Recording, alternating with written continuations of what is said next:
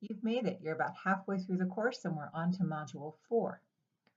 So you've done your work breakdown structure. You have your large deliverables, several small sub-deliverables, and you probably have several work packages, and you're ready to transition those into your scheduling software. A lot of project managers find the scheduling activity to be a fairly right brain or creative activity. And you're thinking, yeah, that's counterintuitive. That doesn't make a lot of sense. Well, the truth is, when you start working in your schedule, you start to make intuitive leaps and you see connections between the work and the tasks that you might not have seen when doing your work breakdown structure. So I'd like to offer you 3 tips before you start playing with your scheduling software. The first is enter all of your tasks first. Get them organized. Make sure they're set up the way that you want to manage them.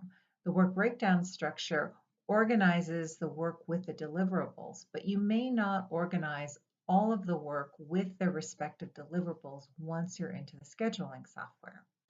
For example, if you have 3 deliverables with 3 separate contracts, you may decide that you want to group the contracts together rather than with the deliverables.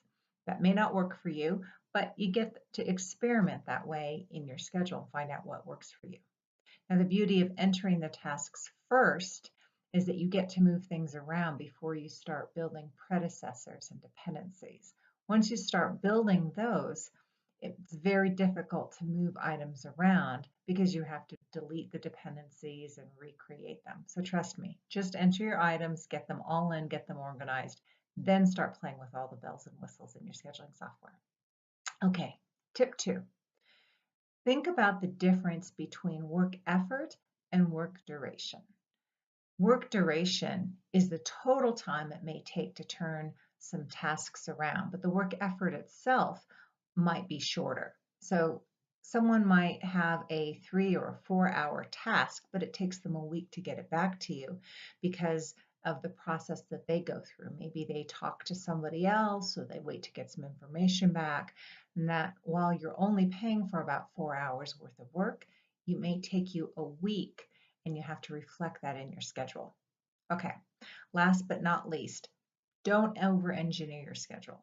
The beauty of project scheduling software is that you can change one date and then all of the other date changes cascade automatically through your schedule.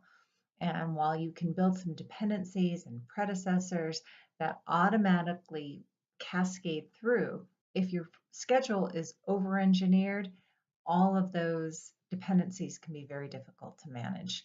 So don't get too complicated. Keep in mind the difference between work effort and work duration, and get all those tasks entered in there before you start playing with the bells and whistles in the software. Okay, good luck.